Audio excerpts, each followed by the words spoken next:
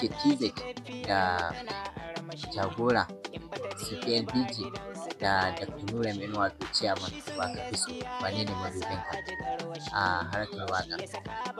To abin da zan ce ma duk da ni ba wani mawaƙi bane wanda duniya ta sani ko wani abu amma wannan tambayan kuma tana da kyau don wasu su fahimci meye tafiyar me ma'ana aka fuskanta. Gaskiya maganan gaskiya da zai tsakanin Dr. Nura M da Jagora wato Sufiyar DJ magana ce wacce gaskiya sai an tsaya a yi.